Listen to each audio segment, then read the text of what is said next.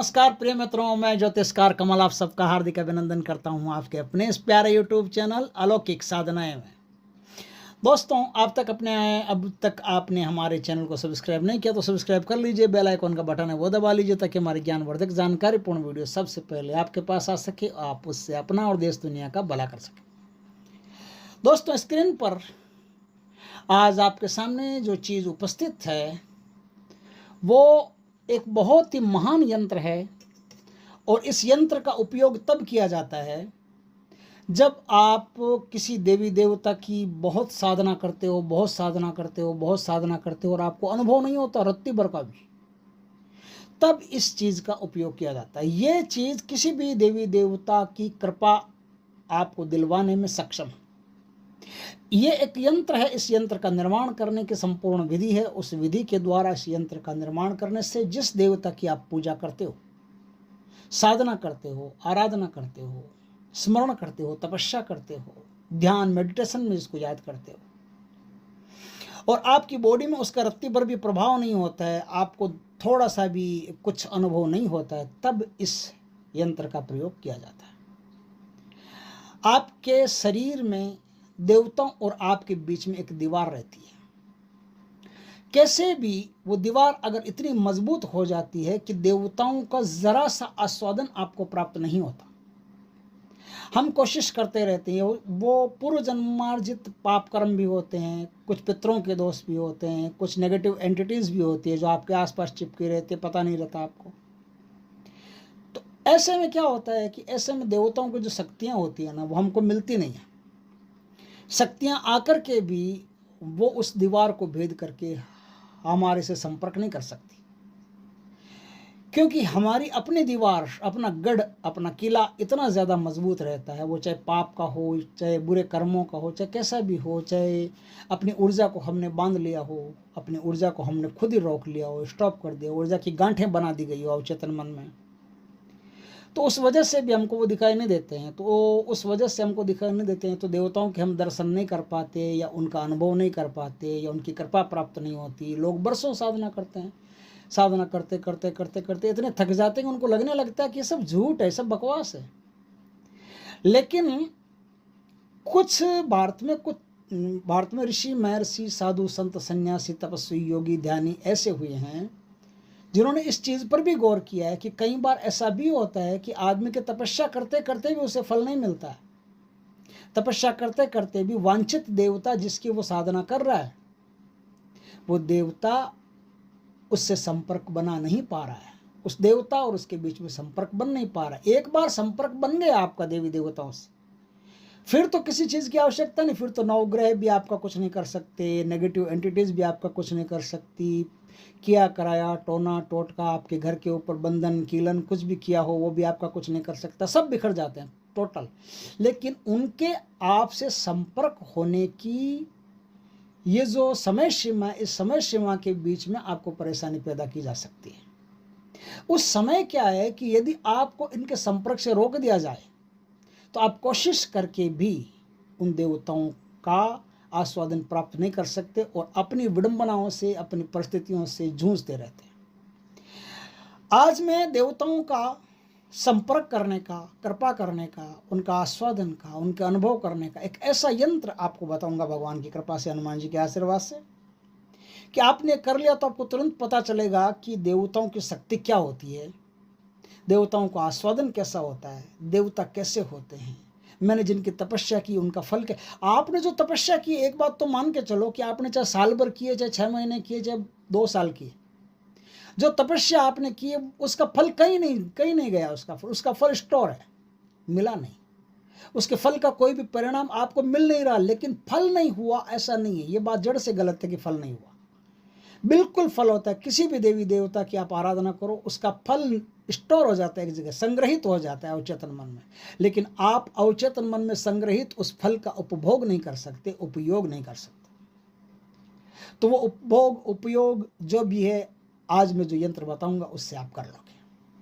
और ये एक महान विद्या है भारत की, जिसके द्वारा आप जो तपस्या करते हो उसका पूर्ण फल भी प्राप्त कर सकते हो। दोस्तों, क्या है विद्या, इसे ध्यान से समझिए। पहले तो इस यंत्र को आपको अच्छी तरह से देख लेना है।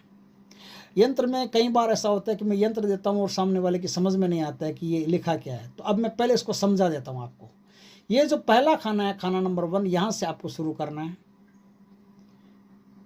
मैं सब गिनता चला जाऊँगा किस किस खाने में क्या क्या है।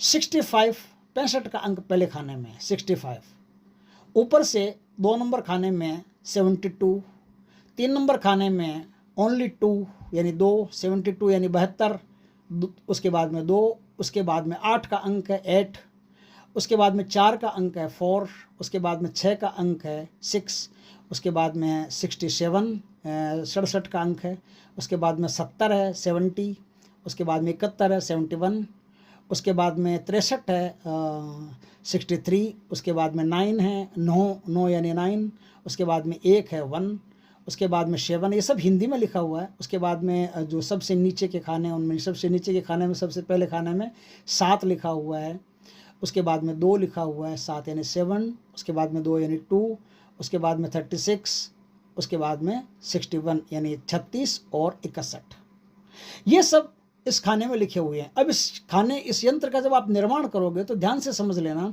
कि ये खाने तो आपको बना ही लेने हैं, पहले खाने बना लेना। खाने बना लेने के बाद में सबसे छोटा अंक जो है, सबसे छोटा अंक इसमें कौन सा है? 1 है।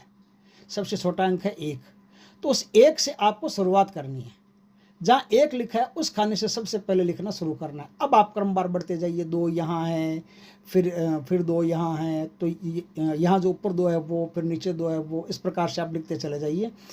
1 अंक दोबारा भी आया हुआ है तो उसमें भी कोई चिंता वाली बात नहीं। आप 2 में जो सबसे पहला रहता है वो पहले लिखिएगा, बाद में रहता है वो बाद में लिखिएगा, और सबसे बड़ी जो संख्या होती है वो सबसे बाद में लिखी जाएगी। इस प्रकार से इस यंत्र का निर्माण होगा। अब इस यंत्र का निर्माण तो होगा, लेकिन बनाओगे कैसे, उसका मैं पूरा विधि विधान आज आपको समझाता हूँ। दोस्तों, इस यंत्र को बनाने के लिए आपको बसंत पंचमी चाहिए। बसंत पंचमी के दिन ठीक 11 बजे आपको क्या करना है, दिन में 11 बजे, रात में नहीं। मैं 11 बजे कह देता हूँ तो कोई रात के 11 बजे समझ लेता है, पर रात को 11 बजे हम कहाँ जाएंगे रात को जंगल में। तो दिन में ठीक 11 बजे आपको क्या करना है, दोपहर का समय हो उससे पहले 11 बजे के आसपास 11 बजे वहाँ चले जाइए, और आक का कोई पौधा हो उस पौधे के पास आप जाइए। उस पौधे की पंचोपचार पूजा कीजिए। पंचोपचार पूजा करने के बाद में, जैसे उसमें गुड़ चढ़ाया, पीले चावल चढ़ाए, ये सब आपने चढ़ा दिए, धूप दीप कर दिया, वहाँ जल चढ़ा दिया, है ना। और जल जो है वो गुड़ से मिश्रित करके चढ़ाना, तो गुड़ से मिश्रित करके जल चढ़ा दिया, उनकी अच्छी तरह से पूजा कर ली, और आँख में विराजमान देवताओं से प्रार्थना करनी है कि मैं देवाकर्षण के लिए आपकी लकड़ी लेने आया हूँ, मुझ पर कृपा करें, मुझे एक लकड़ी प्रदान करें, और लकड़ी तोड़ने में जो भी कोई मुझसे पाप होता है या आपको दर्द होता है तो उसके लिए मैं आपके नाम से दान पुण्य करूँगा। तो उसके नाम से गाय को, कुत्ते को, कहीं भी आप दान पुण्य करते रहना, ये आपके लिए बहुत बढ़िया रहेगा। वहाँ से आपको पूर्व दिशा की तरफ मुख करके आग की एक लकड़ी तोड़ना है, छोटी सी टहनी तोड़ देना। टहनी तोड़ करके घर आकर के भोजपत्र के ऊपर पूर्व दिशा की तरफ मुख रख करके इस यंत्र का जैसे मैंने बताया वैसे आपको निर्माण करना है।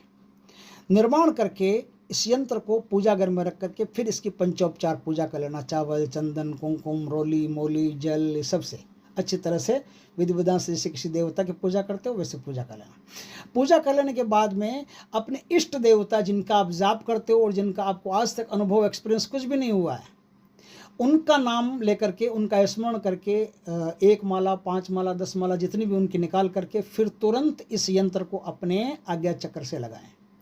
तुरंत इस यंत्र को आप आज्ञा चक्र से लगाएंगे तो तुरंत ही आप पाएंगे कि जिस देवी देवता का आप जाप कर रहे हो आज उसके और आपके बीच में कोई भी दीवार नहीं है, सीधा उसकी कृपा आपको प्राप्त हो रही है। दोस्तों, ये बहुत ही शानदार देवाकर्षण यंत्र है जो आपके लिए मैं लेके आया हूँ। इसका आप उपयोग कीजिए, भगवान की कृपा रही तो आपके बंधन में आए हुए जो भी देवी देवता हैं, जो आपके और उनके बीच में एक बंधन चल रहा है, वो बंधन टूट जाएगा और सीधा आपको प्रत्यक्ष दर्शन हो या आभास हो, कुछ भी हो, लेकिन कुछ ना कुछ तो होगा ज़रूर, और देवताओं की कृपा आप पर हमेशा बनी रहेगी।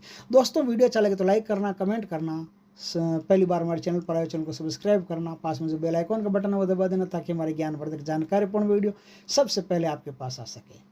वंदे मातरम दोस्तों, जय श्री कृष्ण।